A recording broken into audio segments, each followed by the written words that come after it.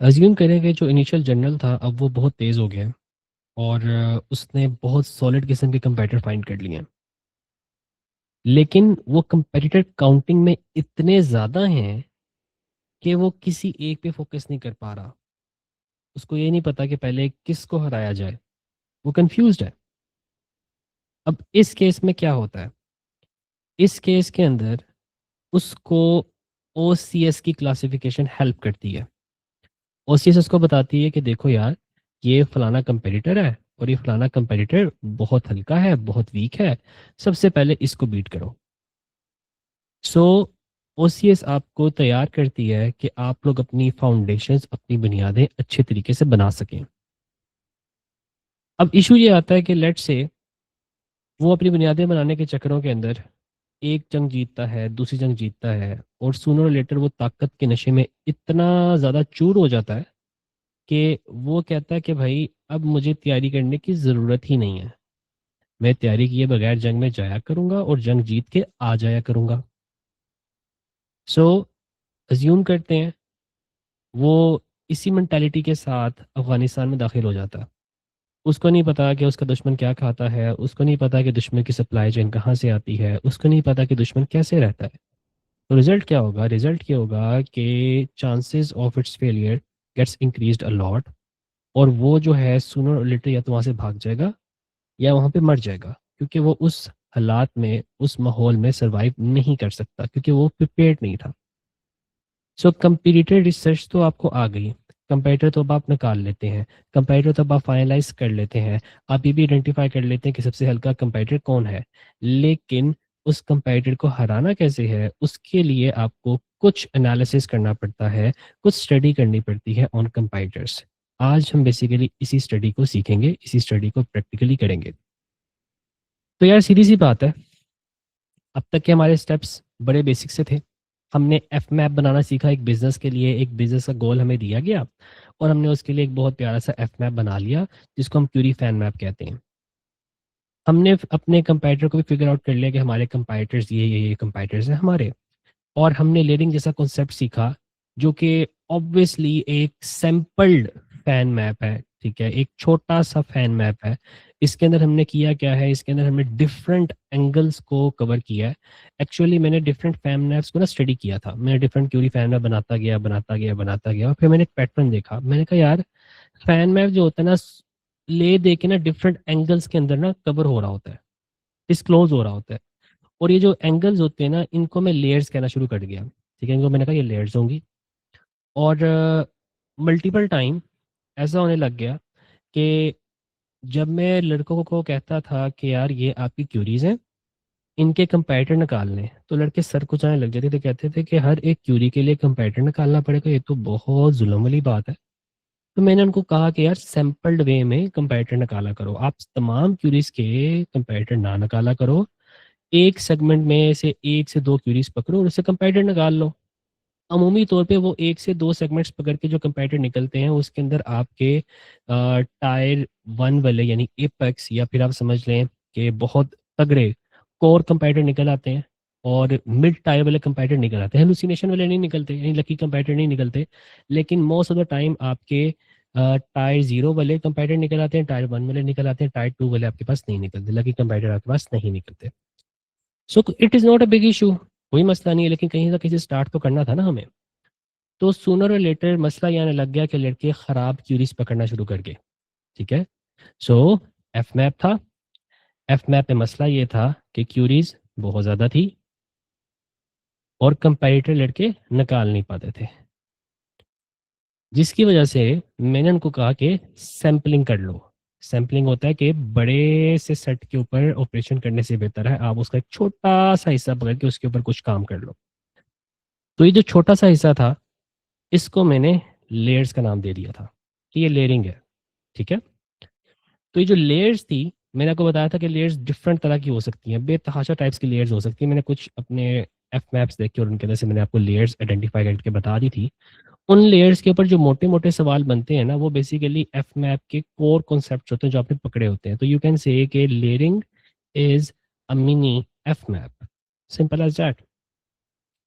और जब आप उन बेसिक या सैम्पल्ड क्यूरी के ऊपर या कुछ एग्जाम्पल क्यूरी कह लें, एग्जाम्पल क्यूरीज के कंपैरेटर निकालते हैं, तो वो comparator almost almost real comparator के इक्वल हो जाते हैं। तो आपका अच्छा खासा टाइम बच जाता है और आप खराब क्यूरीज भी पिक नहीं करते। सो ये छोटी सी स्कीम है, दैट्स वेरी मच इट। अब हो क्या रहा है कि यहाँ पे जब आप टॉपिक्स निकाल लेते हो तो लेयर्स के अंदर भी अब आपको फोकस करना होता है कि मैंने किस सेगमेंट में घुसना है, क्योंकि एफ मैप काफ़ी लंबा होता है। तो उसके अंदर मैं कहता हूँ कि यार आप एक छोटी सी स्कीम लगाओ ओसीएस की, ठीक है, ओपन क्यूरी, कंपैरेटिव क्यूरी, या फिर आप कह लो कि हमारे पास एक एस ग्रेड क्यूरी है या सैचुरेटेड क्यूरी है। अब इस क्यूरी के अंदर बेसिकली आपको कंपटीशन बहुत ज़्यादा मिलेगा, इसके अंदर कंपटीशन बहुत मीडियम किस्म का मिलेगा, इसमें कंपटीशन ना होने के बराबर मिलेगा। तो स्टार्टिंग आप ओ से कर लो, फिर सी कवर कर लेना और फिर आप एस कवर कर लेना, सिंपल एज डैट। तो यहाँ तक मैं चीज़ें आपको बता चुका हूँ। अब मसला ये आता है कि कवरेज तो करनी है, कंटेंट तो लिखना है, लेकिन कंटेंट लिखने से पहले हमें ये पता होना चाहिए कि हमें लिखना किस तरह से है, किस आवाज़ में लिखना है, कौन सी टून अडॉप्ट करनी है, कौन से वर्ड्स अडॉप्ट करने हैं। आप ऐसे ही समझ लें कि अब तक मैंने आप लोगों को ना एक अदद वर्कशॉप दे दी है। F map is more like a workshop, हर तरह का पार्ट पर है वर्कशॉप के अंदर। टास्क है लैम्बोर्गिनी बनाना। अब जब आप लैम्बोर्गिनी बनाने के लिए काम करना शुरू करते हैं, तो वर्कशॉप्स के अंदर सारे के सारे पार्ट्स ज़रूरी नहीं होते कि आप लैम्बोर्गिनी बनाने के लिए इस्तेमाल करें, आप कुछ पार्ट इस्तेमाल करते हैं। लेकिन मसला ये है आपको उन पार्ट को संभल तो करना आना चाहिए ना, क्योंकि बेशक वर्कशॉप के अंदर वो तमाम पार्ट्स पड़े हैं जिनके बिहाफ पे आप एक लैम्बोर्गिनी कार बना सकते हैं। बट अगर आपको उन पार्ट्स को असेंबल ही नहीं करने आता तो आप फेल हो जाएंगे। बेशक आपके पास तमाम तर औजार थे, लेकिन क्योंकि आपको वो औजार इस्तेमाल नहीं करने आते तो आप फेल हो जाएंगे। दैट इज़ इक्वेलेंट टू आपको रिसर्च करने आती है, टॉपिक्स फाइंड करने आते हैं, लेकिन क्योंकि आप एनालिसिस में कच्चे थे, इसलिए आप कभी भी अच्छी गाड़ी नहीं बना सके। अगर गाड़ी बना भी लेंगे तो गाड़ी स्टार्ट नहीं होगी आपकी, ठीक है। सो हमें सिर्फ और सिर्फ आज के दिन इतना सा करना है कि गाड़ी स्टार्ट करने के लिए जो बेसिक एनालिसिस है उसको सीखना है, and that will be it. तो अब हम आ जाते हैं कि कंपेटिटर के ऊपर एनालिसिस कैसे करें, how to do the analysis. तो यार आपको जो एनालिसिस है ना, उसके अंदर सबसे पहले अपने डिफरेंट कंपेटिटर या कंपेटिटर की जो भी लिस्ट आई है आपके पास, उसके कुछ सवाल पूछने पड़ते हैं। फॉर एग्जांपल आपने कहा कि हमारे पास एक बिजनेस था कार वॉश का एम्स्टरडेम में, और एम्स्टरडेम के अंदर जो कार वॉश का बिजनेस था उसके अंदर हम देख लेते हैं कुछ कंपेटिटर्स को और उनको आपस में कंपेयर कर लेते हैं। बल्कि कार वॉश क्यों, हम गोल्ड फिश की बात करते हैं ना, gold fish shop in Lahore, simple सी क्यूरी पकड़ते हैं। So fish land aquarium number 1 और एक्वा केयर। अब मसला ये है कि पाकिस्तान में डाटा इतना अच्छा होता नहीं है, तो मैं जो हूँ ना इसको पाकिस्तान में नहीं करूँगा और मैं थोड़ा सा इसको पढ़ा लेके जाऊँगा, गोल्ड शॉप इन बर्लिन।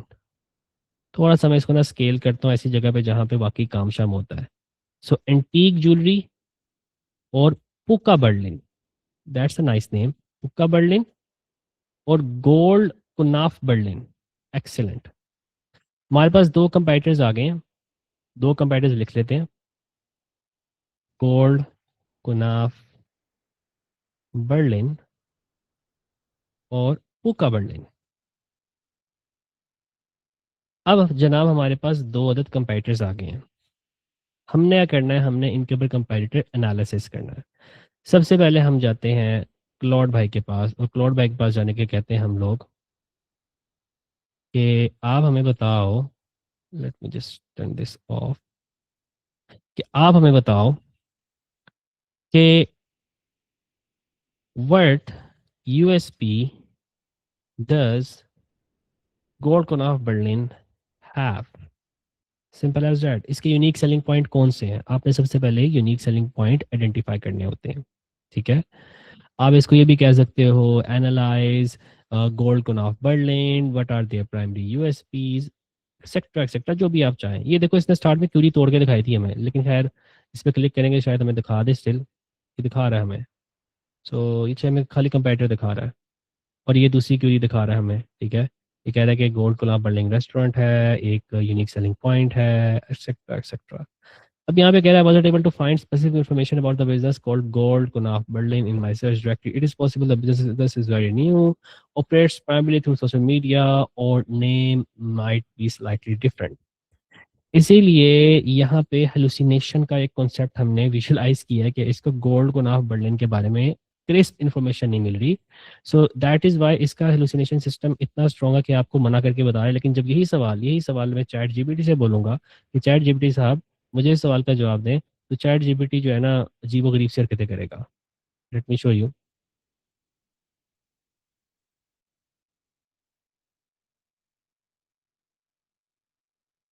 मैं चैट जीपीटी की न्यू चैट शुरू कर लेता हूँ,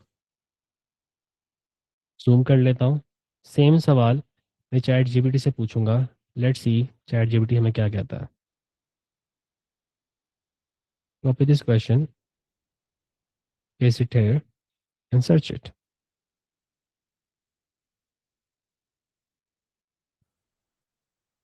तो चैट जीपीटी थोड़ा सा टाइम लेगा, searching the web.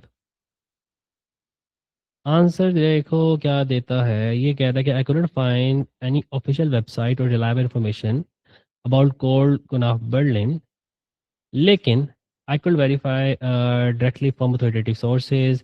Here is what could be relevant and true, ठीक है। तो कह रहा है कि gold Kunaf might be promoting, gold Kunaf refer to Kunaf dessert. अच्छा हमने हो सकता है नाम ही गलत लिखा हो, तो नाम देख लेते हैं। गोल्डन गोल्डन कॉफ था वैसे, कुनाफ नहीं था, ठीक है। तो यार हमने नाम ही गलत लिखा था। मुझे लग रहा था यार कि इतना भी हम फड्डा नहीं कर सकते कि कुनाफ तो समथिंग एल्स था, तो गोल्डन कुनाफ कर लेते हैं इसको। हो जाता है यार, हमारी लैंग्वेज नहीं है ना वो, हो जाता है कभी कभार। Let's change it. और इसके बारे में तो इन्फॉर्मेशन होगी ना इसके बारे में, क्योंकि I picked up pretty good business there, अच्छे खासे रिव्यूज थे उसके पास। हमने नाम ही बदल दिया है। चलो, इसलिए कहते हैं कि थोड़ा सा ना दिमाग खोल के बैठना चाहिए इंसान को, वरना इंसान ब्लंडर्स कर देता है वैसे जितना मर्जी एक्सपीरियंस उसके पास हो। So what USP does golden calf Berlin have, Berlin Berlin दो दफा आ गए, लेकिन खैर अब इसने डायरेक्टली पकड़ा और इसने कहा कि इसके यार देखो की यूनिक सेलिंग पॉइंट्स क्या हैं। वो कह रहा है कि ये fair fair precise transparent bread, और ये जो है अपनी लैंग्वेज चेंज करके बैठ गया। चैट जीपीटी है ना, इसने अपनी लैंग्वेज चेंज कर ली है, एज इट इज चीज़ों को उठा रहा है। इसने ये नहीं देखा कि भाई मेरी लैंग्वेज जो है वो इंग्लिश है तो इसको कन्वर्ट कर ले, उसने उठा के वो चीज़ें दे दी हैं। वट अबाउट क्लॉड, ठीक है। क्लॉड क्या करता है, लेट्स सी। क्लॉड कह रहा है the search doesn't return a specific result about, ये तो मैंने अब तो सही नाम दिया ना, ये स्टिल हेलुसिनेट कर रहा है। क्लाउड जो है हेलुसिनेट कर रहा है। There are several businesses operating similar name, तो हेलुसिनेट कर रहा है, उसे एग्जैक्ट एंटिटी नहीं मिल रही, ठीक है। और ये कह रहा है कि इसके जो है यूनिक सेलिंग पॉइंट क्या है, और ये कहाँ चला गया। X ray 250 Fischer gold analysis device, cash और रियल टाइम बैंक ट्रांसफर, ये इसका यूएसपी है। तो there USP is 25 year old of experience. तो दे ये चीज़ आपको दिखाने का मकसद क्या है? ये चीज़ दिखाने का मकसद है कि हेलुसिनेशन डज एग्जिस्ट एवरीवेयर। आप देख सकते हो कि यहाँ पे फटे फुटे चल रहे हैं, ठीक है। वो गोल्ड बाय बर्लिन पे चला गया है, ठीक है। तो यार अब तो मैंने नाम भी ठीक दिया था, तो मेरे नाम में भी खराबी नहीं है, बर्लिन है। इसने चैट जीपीटी ठीक पकड़ लिया है, लेकिन वो स्टिल उधर उधर घूम रहा है। ये देखो ये कह रहा है कि 43 आइस्ट्रा बी समथिंग करके उसका एड्रेस है। And if I go here, तो इस पर क्लिक करता हूँ और इसका एड्रेस देखता हूँ, तो समथिंग लाइक सिमिलर इसका एड्रेस होगा। वही है यार, ये देखो ये लगा हुआ है, ये लगा हुआ है विलेंड्रॉफ, ठीक है। सो कॉफमैन 138, ये बर्लिन जर्मनी में बैठा हुआ है। सो अगेन यहाँ पे जो है ना कोई इतनी कोई सॉलिड साइटेशन भी बनी होती है, जो डिफरेंट लैंग्वेजेस होती है ना, लाइक जर्मनी हो गया, फ्रांस हो गया, यहाँ पे कंपटीशन इसलिए आसान होता है क्योंकि यहाँ पे ना कोई इतनी कंपटीशन होता ही नहीं है बेसिकली। वो इधर उधर की चीज़ें वो मिला लेता है आपस में, अगेन लैंग्वेज का बैरियर भी आ जाता है, काम कुम करते नहीं वो लोग, बस बिजनेस बनाते हैं, रैंक कर लेते हैं, सिंपल एज डैट। तो यहाँ पे ना अब आपको नज़र आ रहा है कि यार बहुत सी चीज़ें ना टूट टूट का शिकार हैं, और आपको जो है ना बहुत ज़्यादा गैप्स नज़र आना शुरू हो गए हैं। अब ये जो कंपाइटर्स थे, इसका मतलब हमने जो कंपाइटर ये जो निकाले हुए हैं ये टायर 2 को बिलोंग करते हैं, लकी कंपाइटर्स हैं, बस रैंक कर रहे हैं। इसके बारे में कोई इतनी सॉलिड इन्फॉर्मेशन नहीं है, ना इसके पास है ना ही इसके पास है। व्हाट अबाउट आवर सेकंड कंपाइटर, पूका बर्लिन। ओके, सो पूका बर्लिन की बात करते हैं, एंड लेट्स सी कि पूका बर्लिन क्या करता है।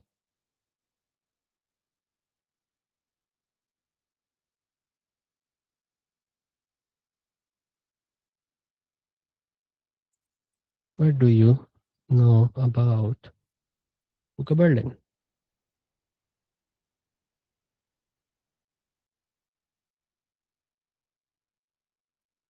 अब पूका बर्लिन जो है, इसके बारे में उसको साफ साफ चल गया पता कि भाई ये एक ब्राइडल ज्वेलरी थी, ठीक है, ये ब्राइडल ज्वेलरी है, ये रिलेटेड करता है लोकेशन के साथ, बर्लिन में है, एक्सेट्रा एक्सेट्रा। इसके बड़े अच्छे यूएसपी मिल गए। इसका मतलब है कि इसके पास, आंसर इंजन के पास पूका बर्लिन के बारे में बहुत सॉलिड इन्फॉर्मेशन है, ठीक है। हियर वी गो, यहाँ पे आ जाते हैं, इसे ही पूछते हैं, what do you know about पूका बर्लिन, ठीक है। लेट्स सी ये हमें इसके बारे में क्या बताता है।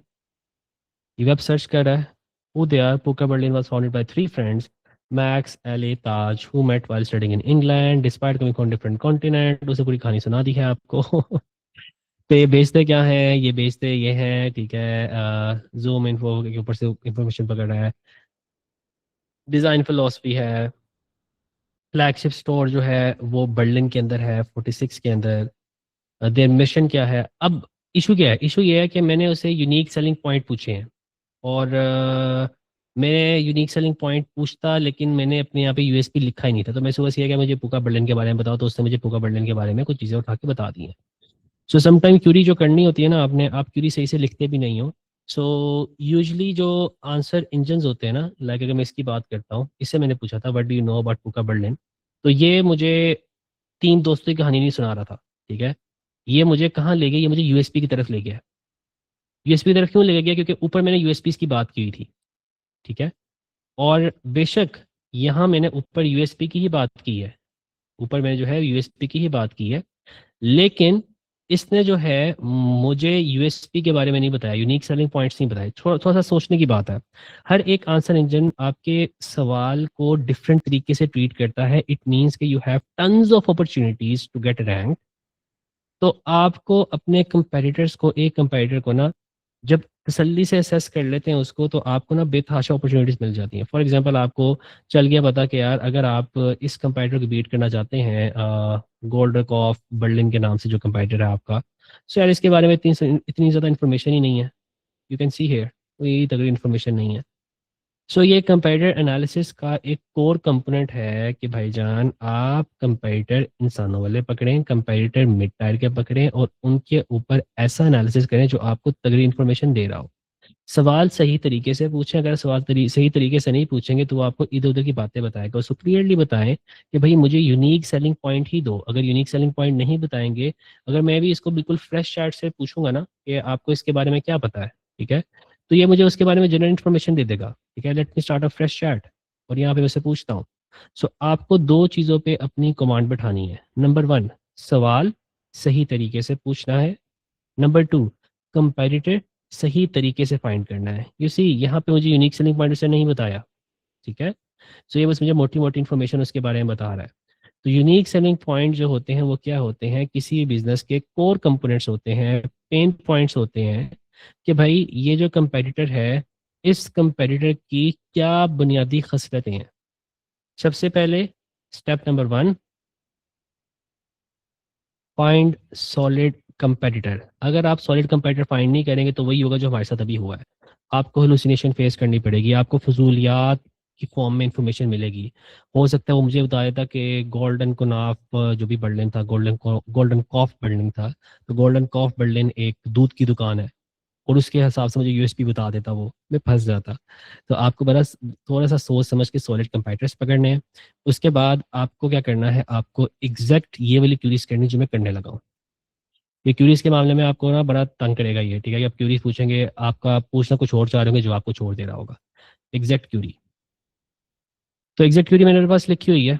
मैं बेसिकली इसे हमेशा ये सवाल पूछता हूँ कि एनालाइज कंपेटिटर यूआरएल, और उसको ना मैं नाम नहीं देता, उसको मैं यूआरएल देता हूँ, एग्जैक्ट यूआरएल देता हूँ। So this is the this is the query. Analyze competitor URL. What is their primary USP in X?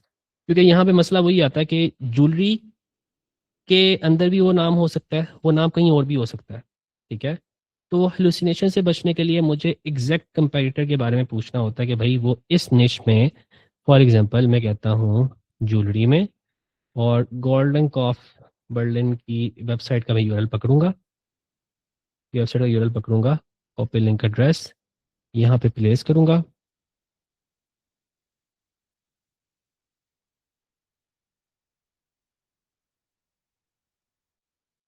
आज यहाँ पे अब मैं आपको दिखाता हूँ कि हमें क्या जवाब देगा।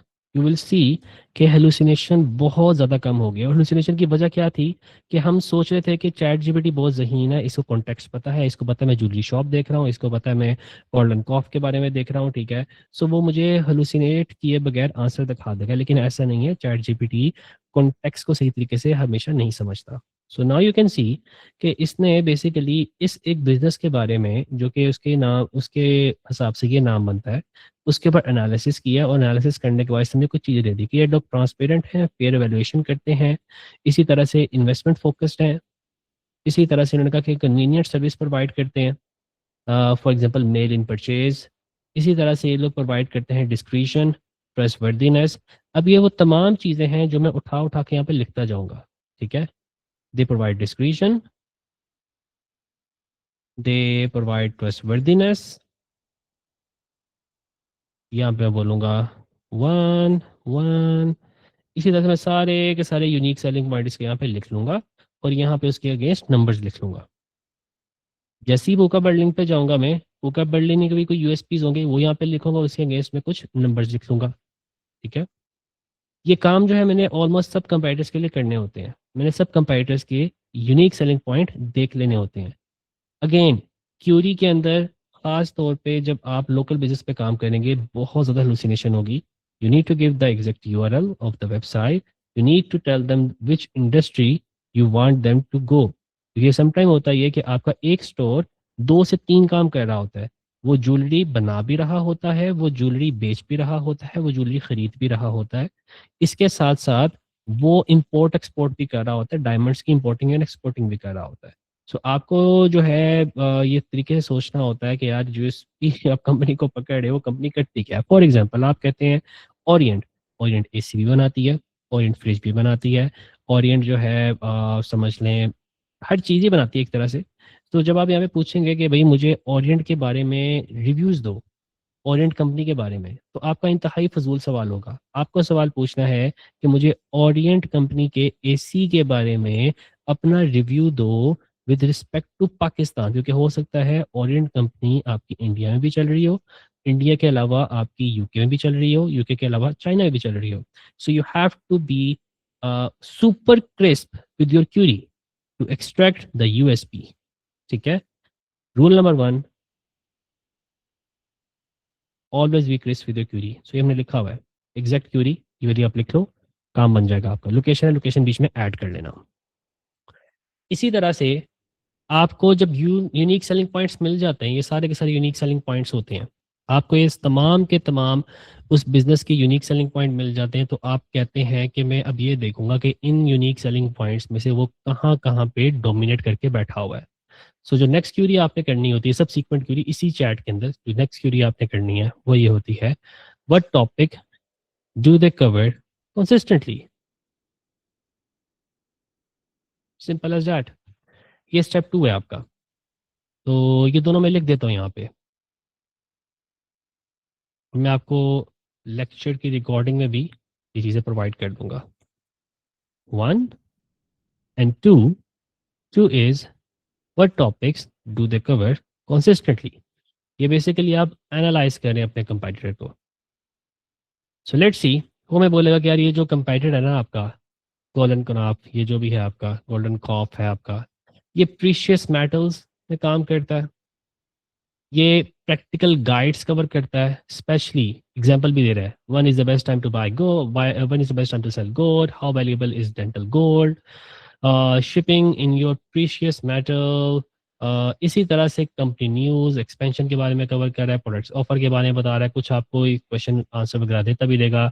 इन्फोसिस जो है वो कर रहा है न्यूज़ लेटर के अंदर। अब ये जो है ना थोड़ा सा ना ख़राब सा आंसर देता है, क्योंकि ये ना आपको ब्रॉड लेवल पे आंसर दे रहा होता है। whenever I want to whenever I see such stuff, तो मैं क्यूरी को थोड़ा सा मॉडिफाई करता हूँ और मैं उसको कहता हूँ कि what subject areas do they dominate. मैं सब्जेक्ट एरिया पूछता हूँ उससे। So what topics do they consistently cover, sometime यहाँ पे हेलुसिनेशन आपको मिलेगी, ठीक है।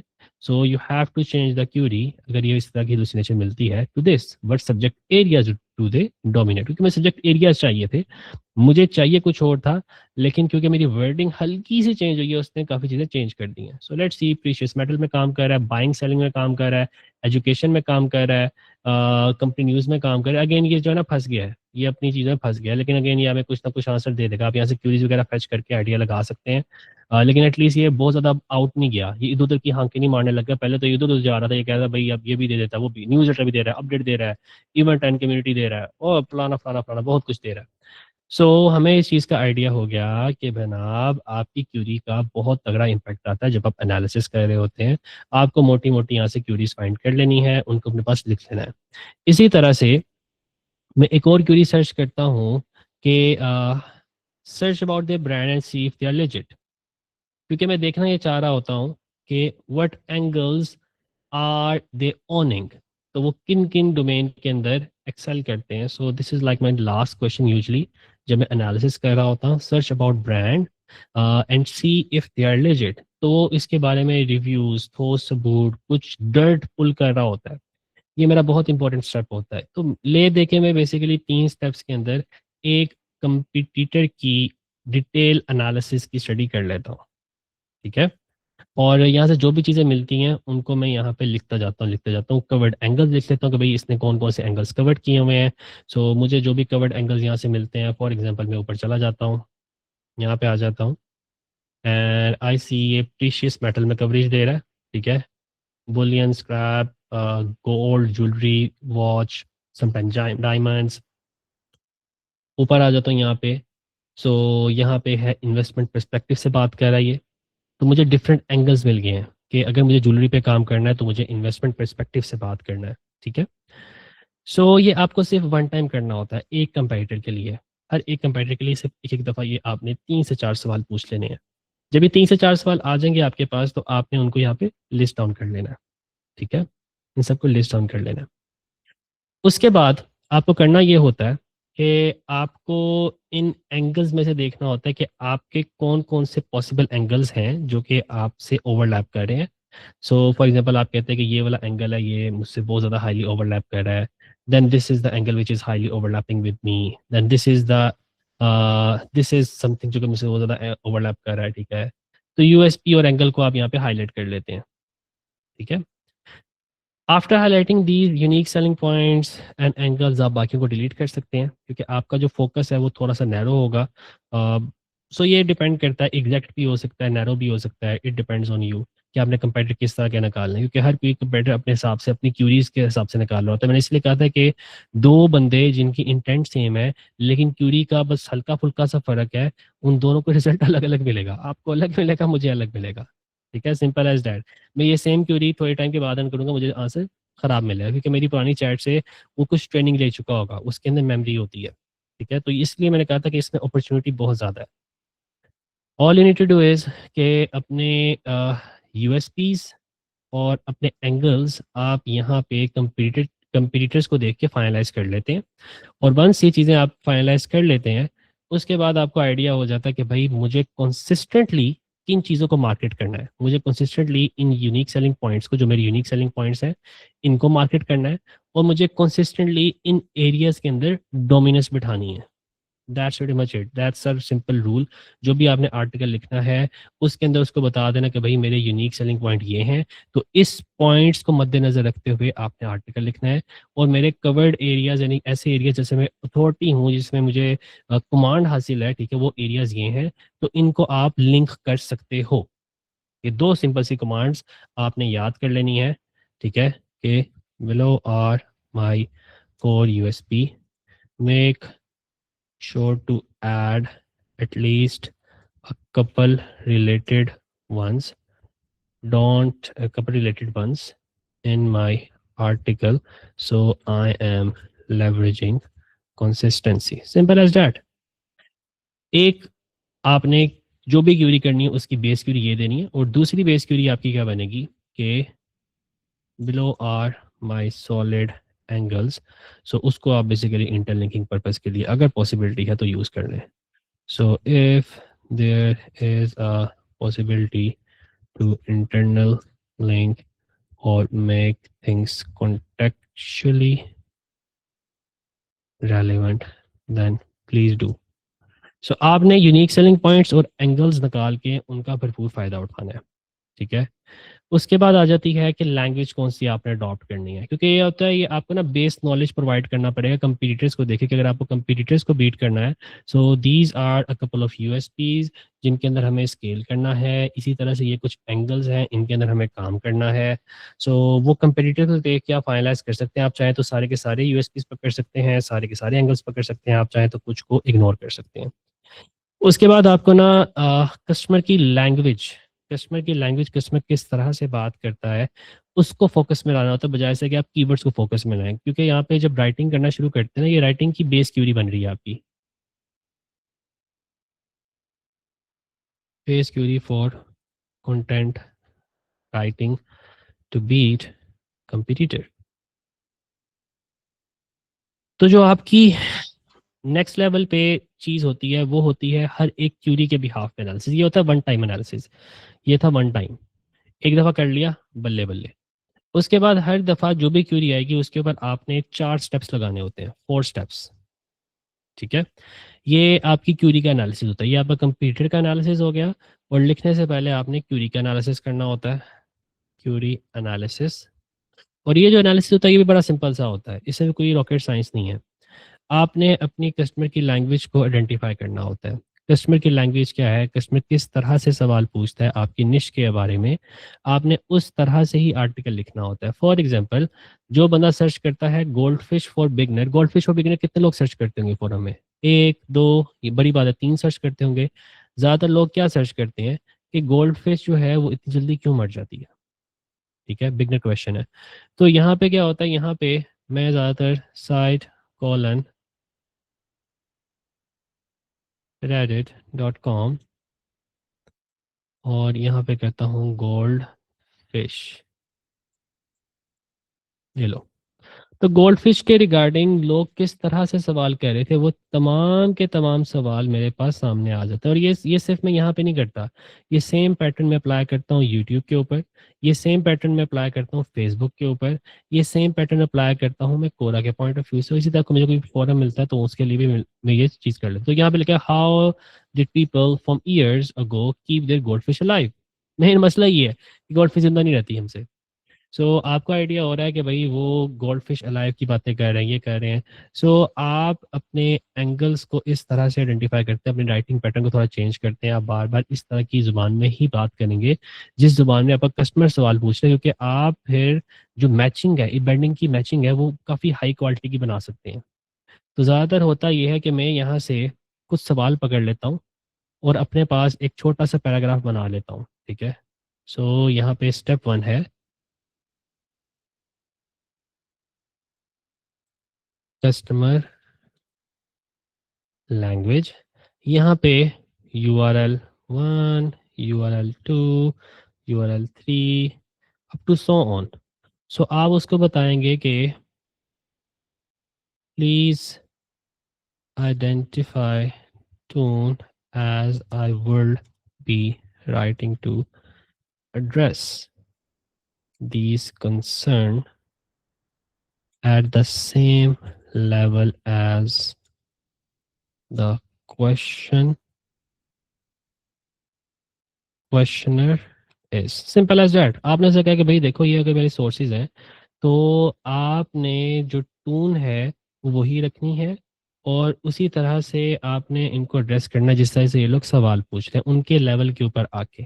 ठीक है, तो क्वेरी नंबर 1 ये बन जाती है। इसमें आपने सिंपल यहाँ पे यूआरएल देने होते हैं। आप यूट्यूब का लिंक भी दे सकते हैं, वो कमेंट्स पढ़ लेगा। फेसबुक की पोस्ट का लिंक दे सकते हैं, गूगल का लिंक दे सकते हैं। यहाँ पे बड़ा अच्छा काम करता है क्लॉड, क्योंकि यहाँ पे ना चैट जीपीटी बहुत चौक भी कर जाता है। समटाइम आप जब चौक करता है फिर आपको अपना कंटेंट खुद कॉपी पेस्ट करके डालना पड़ता है यहाँ पे। देन आपको क्या करना होता है, आपको यहाँ से एक और चीज़ आइडेंटिफाई करनी होती है, वो होती है कस्टमर की इंटेंट। सो कस्टमर की इंटेंट क्या है? Identify intent, actually the real intent. तो जो रियल इंटेंट होती है वो जो आइडेंटिफाई करनी होती है आपने, वो बहुत बेसिक होती है। फॉर एग्जांपल आप कहते हैं कि आपके पास कीवर्ड था best gold fish for beginner, best gold fish for beginner. तो यार क्या कस्टमर की इंटेंट ये है कि उसको आप 2 से 3 नाम बता दो, या उसकी इंटेंट ये होगी कि भाई देखो मेरी पहली मछली मर गई थी, मैं दोबारा ट्राई करना चाहता हूँ और मैं ये जानना चाहता हूँ मेरी मछली क्यों मरी, क्या क्या मैंने प्रिकॉशंस नहीं किए थे, और मैं मछली को ज़िंदा कितनी देर तक कितने अर्से के लिए रख सकता हूँ। आफ्टरवर्ड्स वो मछली खरीदेगा। तो आप अगर इस इंटेंट के पैटर्न को देखें, so there is there is consideration, there is evaluation, and then there is a decision. सो वो कोई चीज़ कंसिडर कर रहा था, वो उस चीज़ को एवेल्युएट करना चाह रहा था before making decision, simple as that. तो ये बेसिकली 4 स्टेप्स होते हैं। हर एक आर्टिकल के लिए भी 4 स्टेप्स आपने निकालने होते हैं। ये जो 4 स्टेप आपने ए आइडेंटिफाई किए थे हर एक आईसीपी के लिए टू फाइनलाइज द टॉपिक। अब आपको एक टॉपिक को फाइनलाइज करने के लिए उस बंदे का थॉट प्रोसेस समझना पड़ता है कि अगला बंदा जो था उस बंदे की कंसिडरेशन क्या थी, उस बंदे की वैल्यूएशन जो है वो उसने किस बिहाफ के ऊपर करनी है। सो फॉर एग्जांपल अगर आपकी ये क्यूरी है, इस क्यूरी के ऊपर अगर आप ये सेम चीज़ रन करते हैं कि भाई मुझे बताओ कि ये चीज़ें क्या होंगी, तो आपकी इंटेंट क्लियर हो जाएगी आपको। सो दिस इज़ समथिंग जो कि चैट जीपीटी आपको निकाल के देगा, और मैं निकाल चुका हूँ, चैट जीपीटी से निकाला मैंने। तो ये चैट जीपीटी को मैंने दिया था, मैं दे के दिखा भी देता हूँ।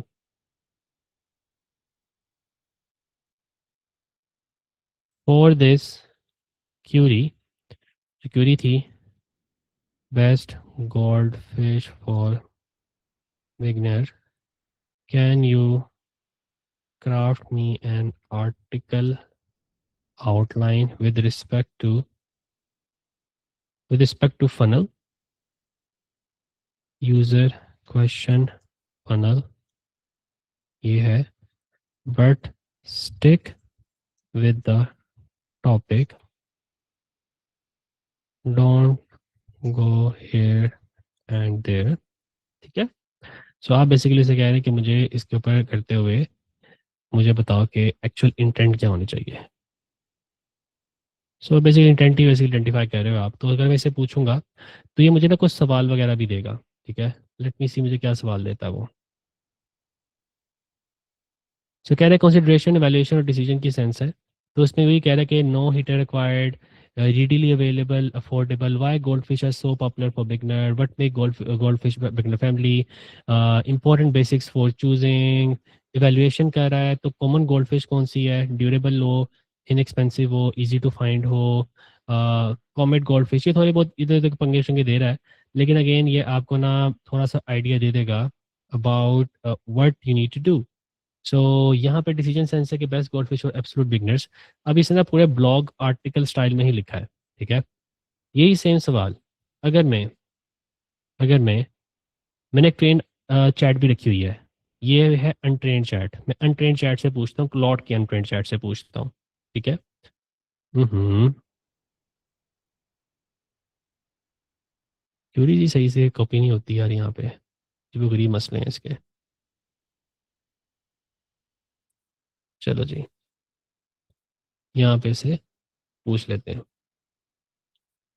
Something else. So let's ask this question. तो हमारे चल जा यार, चल जा भाई। ये सवाल था हमारा, सिंपल सा सवाल था कि ये आउटलाइन बना के देगा। तो कह रहा है कि फर्स्ट पेट क्यों होती हैं, बिगनर फ्रेंडली क्यों होती हैं, और एक्सपेक्टेशन क्या होनी चाहिए, एवेल्यूएशन है। सो ब्रीड्स कौन सी हैं इसकी, तो ब्रीड्स के बारे में बात कर रहा है। एंड देन डिसीजन के बारे में बात कर रहे हैं, डिसीजन है तो मुझे किस तरह चूज़ करनी चाहिए राइट फिश, 20 से 40, 80 से 40, एक्सेट्रा एक्सेट्रा एक्सेट्रा। सो बेसिकली ये आपको हेल्प करेगा कि आप एक रियल इंटेंट फाइनलाइज कर लो। तो आपने लास्ट में लिखना होता है कि help me summarize this thing in one para as a real intent. तो ये आर्टिकल लिख नहीं रहे हम, अभी क्या कर रहे हैं, हम बेसिकली आर्टिकल लिखने से पहले उसके ऊपर थोड़ी सी रिसर्च कर रहे हैं। सो ये बेसिकली मुझे इसमें जो है ना रियल इंटेंट फाइनलाइज करने में हेल्प करेगा, to find the real intent of a customer. ठीक है। So I am talking about above info you provided। So basically ये जो है हेलुसिनेशन की बिना के ऊपर आपसे डिफरेंट सवाल पूछा। खैर अभी से बता रहा है कि भाई बिगनर है वो जो सर्च कर रहा है, ये बंडर कह रहे थे कि गोल्ड फिश उनके लिए सही है भी कि नहीं है। और वो ईज के सेटअप रिक्वायरमेंट के बारे में पूछ रहे होते हैं। जैसे जैसे वो डीप डिग करते हैं, दे shift into comparing breeds, breeds को कंपेयर करते हैं, एवेल्युएट करते हैं, हार्डनिंग, टेंट साइज, इसके ऊपर। And that should much it. अब हमें इस चीज़ का आइडिया हो गया कि यार सूनर और लेटर ये आपको इस तरह का देगा। भाई आप उर्दू में पूछेंगे, उर्दू में आपको बता देगा भाई वो जो है ना गाइड स्पेशली चाहते हैं कि क्यों मरी, क्या गलती हो सकती है, कौन सी फिश आपके लिए सेफेस्ट है। तो बेसिकली ये समराइज करके ये आएगा, क्यों मरती हैं, क्या क्या गलतियां हो सकती हैं, और कौन सी फिश आपके लिए बेहतर है। So this is are like 3 to 4 points जो कि आपको आइडेंटिफाई कर लेने होते हैं। ये बड़ा बेसिक सा काम है, ये हमने कमांड से थ्रू ही करना होता है। सीरीज और जो कमांड्स हैं, मैं इसलिए बता रहा था कि मैं अगर सेम कमांड, अगर ये सेम चीज़ मैं एक ट्रेन चैट को दूंगा, तो ट्रेन चैट मुझे किसी और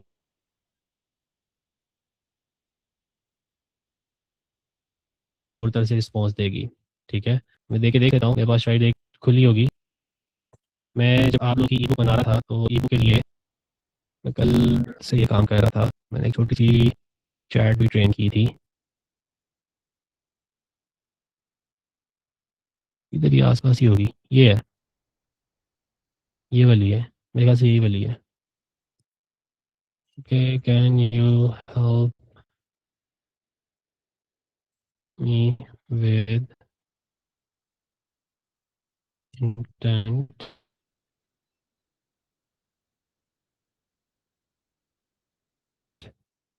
सो इसको जो है मैं ट्रेन चैट को सेम सवाल दूंगा, एंड लेट्स सी ये ट्रेन चैट मुझे क्या आंसर देती है। ठीक है।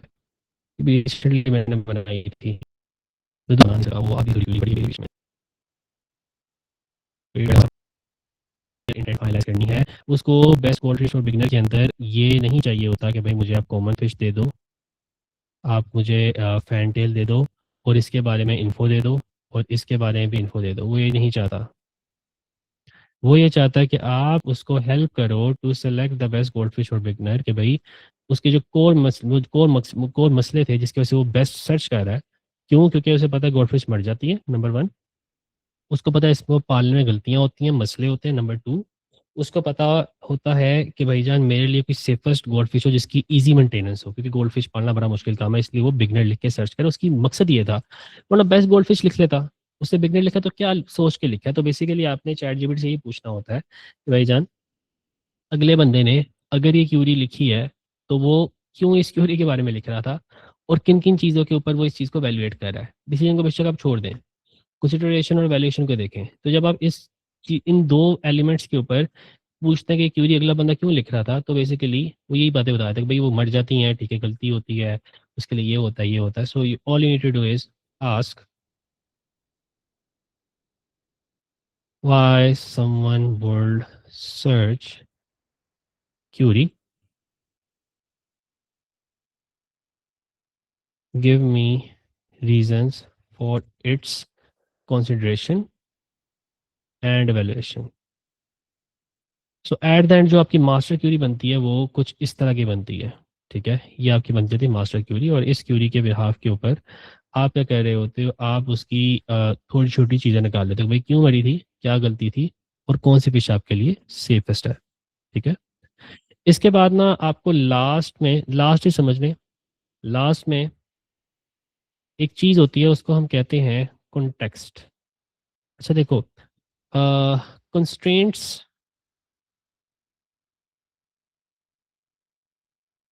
Constraints help in context, simple सी चीज़ है। कॉन्टेक्स्ट बिल्डिंग के अंदर कोई चीज़ को अगर आपको हेल्प कर सकती है तो होती है कंस्ट्रेंट। तो आपको कंस्ट्रेंट भी फाइनलाइज करनी होती है। कंस्ट्रेंट किस तरह की होती हैं, आप उसे पूछ सकते हैं कि भाई कंस्ट्रेंट्स मुझे बताओ for a person who want to buy gold fish and is a beginner.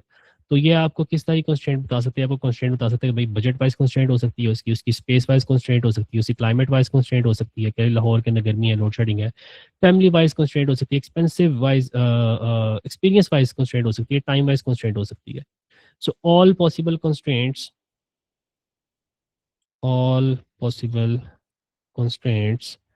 for a person asking this question। जब आप इन तीन सवालों का जवाब फाइंड कर लेते हो तो आप तैयार हो जाते हो कि आप एक आर्टिकल लिख लो। और ये जो तीन सवाल होते हैं इस सीरीज में आप पूछने के बजाय एक मास्टर क्यूरी में इनकैप्सुलेट कर लेते, इसलिए मैंने कहा था सारा का सारा काम जो है एआई से मैं खुद लिखवा रहा होता हूँ। तो मैंने पीछे इसको ये तीन सवाल दिए होते हैं। So that is very much it. और इन तीन सवालों के अंदर अब आप पूछोगे कि यार जो रोल था आपके कंप्यूटर का, कि कंप्यूटर के यूएसपीस क्या थे, और वो किस चीज़ से कवर करा था, वो कैसे आती है। तो मैं बेसिकली यहाँ पे अपने यूएसपी घुसा देता हूँ कि भाई देखो, मैं बीइंग एक्वा स्टोर ओनर या फिर एक्वा अली स्टोर ओनर, ठीक है, आप लोग को ऐसी मछलियाँ देता हूँ जो कि ये देती हैं, और कंसिस्टेंटली उनके बारे में कुछ इन्फॉर्मेशन प्रोवाइड कर देता हूँ, ठीक है। सो वो जो दो चीज़ें हैं वो मैं बीच में इनपुट कर देता हूँ कि भाई ये जो मेरी चीज़ें हैं, और ये तो मेरे सॉलिड एंगल्स हैं, ठीक है। और इसके बाद जो है मैं उसको ये बता चुका होता हूँ कि भाई ये जो आपके 3 से 4 स्टेप्स, इसको 3 स्टेप कर लें क्यूरी को, क्यूरी एनालिसिस को। तो आपने क्यूरी को एनालाइज करके उसको प्रॉपरली बताया होता है कि भाई ये हमारे कंपैरेटर हैं, ये इस टोन में के अंदर लिखना है आपने। इस टोन में लिखने के बाद आपने ये कंस्ट्रेंट यूज़ कर लेनी है, ये कंस्ट्रेंट बता देते हैं यहाँ से आप। और यहाँ से उसको रियल इंटेंट बता देते कि भाई इसकी इंटेंट रियल ये है। सिंपल एज डैट, ये आपकी मास्टर क्वेरी बनती है। सो उसमें आपने बता देना होता है सिंपल यूएसपी के बारे में, यूएसपी कैसे होने चाहिए आपके, ठीक है। यूएसपी के अलावा आपको बता देना होता है एंगल्स के बारे में। एंगल्स के बारे में बताने के बाद आपने उनसे डिस्कस करना होता है कि मेरे पास कस्टमर की टून क्या है, ठीक है, टून। और फिर आपको उसको बता देना होता है, टून और लैंग्वेज कर लें, आपको उसके बताना होता है कि कस्टमर चाहता क्या है, ठीक है, कस्टमर की बेसिकली इंटेंट क्या है। और लास्टली आपको बताना होता है उसको कॉन्स्ट्रेंट्स, कॉन्स्ट्रेंट्स क्या है। एक टॉपिक के लिए आपको बेसिकली फॉर एवरी टॉपिक ये कुछ सेट ऑफ चीज़ें हैं, ये सेट ऑफ पॉइंट्स हैं जो कि आपको देने होते हैं। सिंपल एज डैट, ये बड़ा बेसिक सा काम था। आपने किसी भी आर्टिकल के बारे में लिखना है तो यूएसपी एंगल्स एक दफ़ा आइडेंटिफाई हो जाते हैं, उसके बाद ये तीन चीज़ें जो होती हैं आपकी टॉपिक वाइज चल रही होती हैं। That's very much it. जब आप ये काम कर लेते हैं तो आप बेसिकली कंटेंट कवरेज करने के काबिल हो जाते हैं। अब ये चीज़ें जब आप बेस नॉलेज के तौर पे देंगे तो वो आपको आर्टिकल के लिए कुछ लाइन लिख के देगा, कुछ चीज़ें लिख के देगा। तो ये छोटा सा एक कॉन्सेप्ट था कि अगर आप स्विफ्टली स्पीडीली आर्टिकल लिखवाना चाहते हैं तो आपको कंप्यूटर से उसके यूएसपीज निकालने हैं, कंप्यूटर से उसके एंगल्स निकालने हैं, ठीक है। कंपेरेटिव साइट से टून लैंग्वेज फैच करनी है। कंपेटिटिव साइट से आपको ये फैच करना है कि भाई वो चाहता क्या है, क्या चीज़ें हैं, और कंस्ट्रेंट्स क्या क्या हो सकती हैं, ठीक है। सो ये हमारा आज का टॉपिक था जो कि ऑलमोस्ट ख़त्म हो चुका है। इसमें जो छोटा सा कॉन्सेप्ट है वो यही है कि एआई के लिए जो साइट है ना, साइट अगर आप चाहते हो कि एआई में साइट हो तो उसके लिए आंसर काफ़ी नहीं होता। कॉन्टेक्स्ट चाहिए होता है। तो ये चीज़ आपको कॉन्टेक्स्ट देती है, यूएसपी, एंगल्स, कंस्ट्रेंट्स, कस्टमर क्या चाहता है, tone and language, all of these things provide context. अगर आप टोन और लैंग्वेज कस्टमर के पॉइंट ऑफ व्यू से देंगे तो आपकी जो क्यूरी मैचिंग वो बड़ी तगड़ी किस्म की होगी। अगर आप यूएसपीज अपने बता रहे होंगे, कस्टमर को बार बार बता रहे हो कि मेरे यूएसपीज हैं, उस पॉइंट से अपने आप को लिंक कर रहे होंगे, तो बेसिकली आप जो रैंकिंग मैनिपुलेट कर रहे होते हैं कि 1 2 3 वहाँ पे अपनी छाप छोड़ेंगे नेचुरल वे में। अगर आप एंगल्स के बारे में बता रहे हैं कि भाई इसके ये एंगल्स हैं, ये एंगल्स हैं, ये एंगल्स हैं, इस एंगल से चीज़ हो सकती है, ठीक है, सो वो भी चीज़ आपको एक तरह से हेल्प ही कर रही है। और कस्टमर क्या चाहता है, दोनों इंपॉर्टेंट थिंग ये है कि कस्टमर चाहता क्या है, तो आप उसको भी टेक केयर कर रहे होते हैं। कंस्ट्रेंट्स क्या हैं, सबसे इंपॉर्टेंट भाई जो कंस्ट्रेंट्स होती हैं वो आपको हेल्प आउट कर लेते हैं, आपको आइडिया हो जाता है कि भाई मेरी लिमिट्स क्या है। सो ओवरऑल यही काम आपने करना होता है। और अगर मैं इसकी एक एग्जांपल दिखाऊं आपको, तो एग्जांपल कुछ ऐसी बनेगी कि जब आप एक आर्टिकल के बारे में स्टडी कर रहे होंगे, तो आपको अगर एक क्यूरी लिखनी है गोल्ड फिश फॉर बिगनर, तो उसके अंदर आपके एंगल्स कौन कौन से छुट सकते हैं, अपार्टमेंट स्पेसिफिक बच्चों के लिए है कि नहीं है, पाकिस्तान का क्लाइमेट क्या है, डिफरेंट एंगल्स हो सकते हैं जो कि पर्सनलाइज बना सकते हैं उसको। सो कॉन्टेक्स्ट जो है वो काफ़ी इंपॉर्टेंट होता है। इसी तरह से आप लोगों को समटाइम कुछ एडिशनल एंगल्स यहाँ पे प्लेस करने पड़ सकते हैं, क्यूरी को चेंज करना पड़ सकता है, लेकिन कंपटीटर एनालिसिस के पॉइंट से ये जो दो स्टेप्स हैं ये हमेशा एक दफ़ा ही करने हैं। और यहाँ पे कंपटीटर एनालिसिस जो है वो ख़त्म हो जाता है और यहाँ से शुरू होता है क्यूरी एनालिसिस। तो ये क्यूरी एनालिसिस होता है और ये होता है हमारा कंपटीटर एनालिसिस। क्यूरी एनालिसिस हर एक क्यूरी में होगा, competitor analysis just one time होगा, and that is pretty much it. ठीक है, सो ये हमने एनालिसिस का जो पार्ट था उसको कंप्लीट कर लिया। Let me stop the recording now.